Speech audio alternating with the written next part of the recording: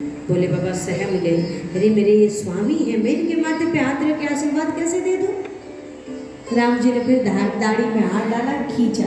बाबा जी ब्रह्मचारी बन के आए हो ना ज्योतिष आचार्य, तो और बनो ज्योतिष आचार्य, मजा आया। बोले राम जी ऐसा है ना कि मैं माथे पे हाथ रख के आशीर्वाद दूंगा, फिर आप मेरे ही गोद में हो, कहीं और नहीं गए, आप मेरे गोद में है प्रभु, माथे पे हाथ रख के आशीर्वाद दूंगा। धीरे से हाथ खिसका के चरणों तक ला के प्रणाम करके आशीर्वाद मांग भी तो लूंगा आपसे। सो माथे से हाथ रखते हुए पूरे अंग को स्पर्श करते हुए भोलेनाथ ने चरणों पे जो हाथ रखा महाराज, नेत्र में भाव के अश्रु भर गए। ये वही चरण है, ये वही चरण है जिन चरणों से गंगा निकली है, ये वही चरण है जिन चरणों से निकली गंगा मेरे मस्तक पे विराजमान है, ये वही चरण है जिनमें कमला के कोमल कोमल कर कमल फिरा करते हैं। महाराज कहते हैं कमला कितनी कोमल है, बोले कमल से भी कोमल है कमला का कर कमल।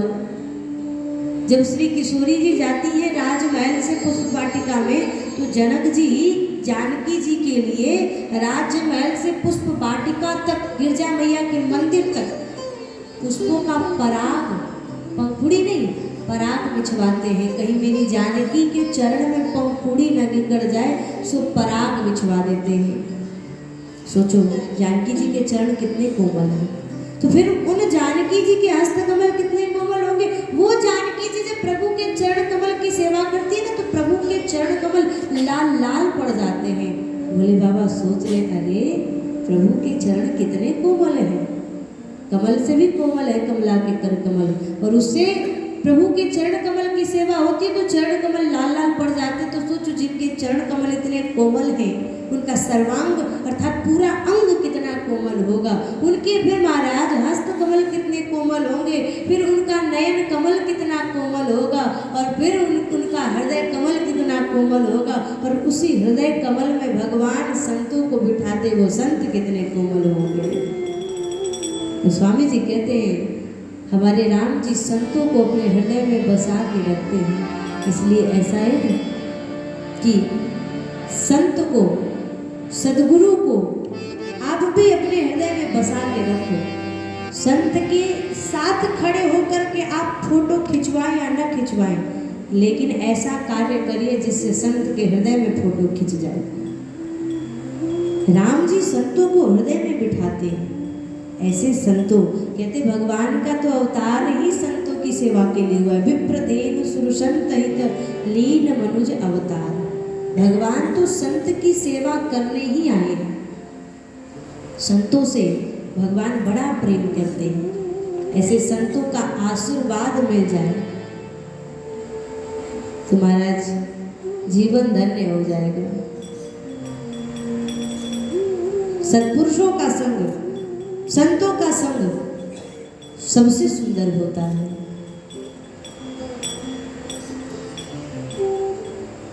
भगवान श्री भोलेनाथ रोने लगे याद करके।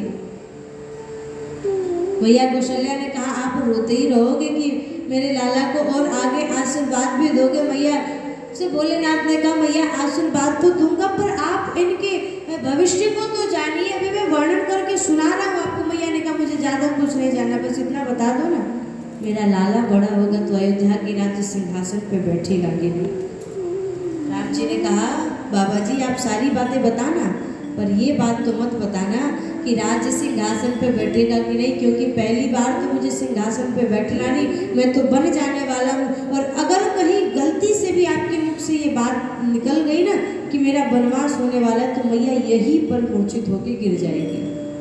भोले बाबा ने कहा भैया बात ऐसी भी आपके लाला बहुत छोटे हैं, जब बड़े होंगे तो अपने आप पता चल जाए। छोटे बालकों के हाथ पैर में भी उतनी रेखा नहीं निकलती कि देख के पता चल जाए। पर एक बात मैं तुम्हें बताऊं, आपके लाला जब थोड़े से बड़े होंगे ना, तो बोले एक महात्मा जी आएंगे, फिर बोले वो महात्मा जी आपके लाला को आपसे कहीं दूर लेकर के जाएंगे। मैया ने कहा बाबा जी दक्षिणा में कमी हो तो कहो और दे देती हूँ, लेकिन ये वाली बात आप मुझे मत बताओ कोई मेरे लाला को मुझसे दूर करे, मैंने जीवन के लाला को देखा भी नहीं।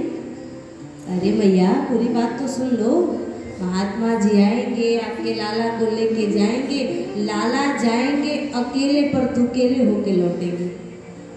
दुकेले होके लौटेंगे मतलब जाएंगे अकेले, पर आपके लिए सुंदर सी बहू लेके आएंगे। 4 जाएंगे ना तो 8 होकर के आएंगे। भैया ने कहा तब ये बताओ बाबा जी कब आएंगे, कब लेके जा रहे मेरे लाला को? क्योंकि पता चल गया लाला जाएगा तो बहू लेके आएगा। और सभी माताएं चाहती है कि मेरा लाला जल्दी से बड़ा हो जाए और बहू लेके आए और बहू मेरी सेवा करे, है ना? सब यही चाहती है, बहू आए तो खूब सेवा करे, बहू आते घर को संभाले, फिर मैं जिम्मेदारी मुक्त होके भगवान का भजन करूं। तो बहू आकर के अगर सेवा न करे, बोले महाराज पहले आती थी सेवा करने वाली, अब तो आती है, बोले पहले आती थी चरण दबाने वाली, अब आती है ये दबाने वाली ज़्यादा। अभी भी कुछ है सेवा करने वाली, लेकिन कुछ महाराज जो ऊंचे सैंडल वाली है वो सेवा नहीं करती है। वो तो यही सोचती है कि मैं बहुत दहेज लेके आई हूँ तो मैं फिर सेवा क्यों करूँ, मैं तो पढ़ी लिखी हूँ, मैं क्यों सेवा करूँ। पर महाराज अपने परंपरा में रहना बहुत अच्छी बात है, अपनी संस्कृति को याद करके, अपनी सभ्यता को याद करके रहना बहुत अच्छी बात है। और इस राजस्थान में महाराज, ये जो राजस्थान की भूमि है ये तो परंपरा के लिए प्रसिद्ध है। अपनी परंपरा में रहना यहाँ के लोग बखूबी जानते हैं। महाराज जो राजस्थानी पगड़ी है, देख कितना बढ़िया, इतना अच्छा लगता है। यहाँ की पगड़ी महाराज शान है ना? लोग कहते हैं हमारी पगड़ी हमारी शान है राजस्थान की।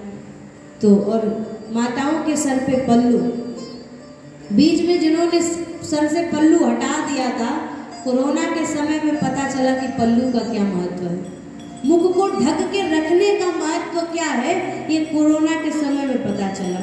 जिन लोगों ने अपने मुख पर से वो ढक्कन हटा दिया था, वो पर्दा हटा दिया था, महाराज सबको पर्दा लगाना पड़ा था, ढकना पड़ा था। तो सर की पल्लू, सर का पल्लू, महाराज पल्लू में रहने वाली माताएं कोई गंवार नहीं होती, कोई अनपढ़ नहीं होती, वो भी पढ़ी लिखी होती है।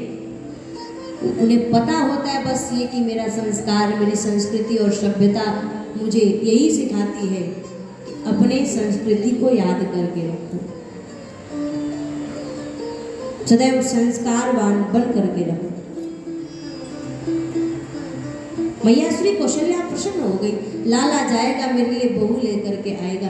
भोलेनाथ ने कहा मैया अभी प्रसन्न मत हो, अभी तो बाल लीला करनी है इनको, उसके बाद आपके लाला बड़े हो करके जाएंगे। भोलेनाथ को खूब दान दक्षिणा दिया। अब यहाँ ना कोई संग्रह है ना ही कोई विग्रह है, सरयू जी के किनारे आए, सब कुछ महाराज दान में लुटा दिया। और भोलेनाथ ने कहा मैं तो जा रहा हूँ कैलाश पर्वत पे बाल रूप का ध्यान करने। कागभूषुंडी जी आप अयोध्या में रुको। कागभूषुंडी जी ने कहा मैं तो 5 साल तक यहाँ से हिलने वाला नहीं हूँ, मैं यही रहूँगा 5 साल तक और प्रभु के बाल लीला का दर्शन करूँगा। गोस्वामी जी कहते हैं महाराज कागभूषुंडी जी को जब कौआ का तन मिला तो बड़े खुश हुए, बड़े खुश हुए कागभूषुंडी जी। आपको दुख नहीं होता कागभूषुंडी जी, आप कौआ बन गए, काग बन गए? कागभूषुंडी जी ने कहा मुझे खुशी इस बात की होती है कि अयोध्या में रहने वाले जितने नर नारी है ना, उनको जब राम जी का दर्शन करना होता है तो वो एक बार दरबार से महाराज परमिशन लेते हैं, फिर महल में प्रवेश करके लाला का दर्शन करते हैं। पर मुझे जब भी राम जी के दर्शन की इच्छा होती है मैं सीधे आंगन में उतर जाता हूँ, मुझे कोई रोकने वाला। कौआ को कौन रोकेगा बताओ, कौन रोक सकता है?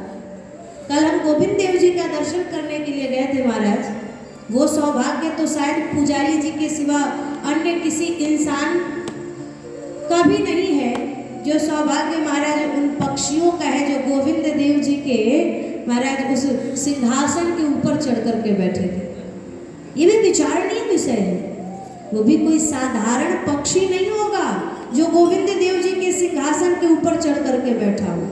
कई ऐसे पक्षी थे जो गर्भगृह में जाने का अधिकार सिर्फ पुजारी जी को है, उसके सिवा महाराज कोई गर्भगृह में प्रवेश नहीं करता है। पुजारी जी जाते, कोई विशिष्ट संत महापुरुष हो, व्यवस्थापक हो तो वो गर्भगृह में प्रवेश करते। लेकिन आप विचार करना, गोविंद देव जी का दर्शन करने आप जब भी जाना तो महाराज वहाँ पे 2, 4, 5 पक्षी तो गर्भगृह में रहते ही हैं, कुछ चरणों के नीचे और कुछ सिंहासन के ऊपर, वो भी कोई साधारण नहीं, जरूर वो कोई ना कोई बहुत पक्के ठाकुर जी के संत या भक्त होंगे, किसी भूल किसी अपराध बस वो पक्षी के तन में आ गए, पक्षी का शरीर पा लिया, लेकिन फिर भी ठाकुर जी के चरणों से जुड़े हुए हैं, ठाकुर जी के आसपास ही इर्द गिर्द ही रह रहे हैं। ऐसा सौभाग्य।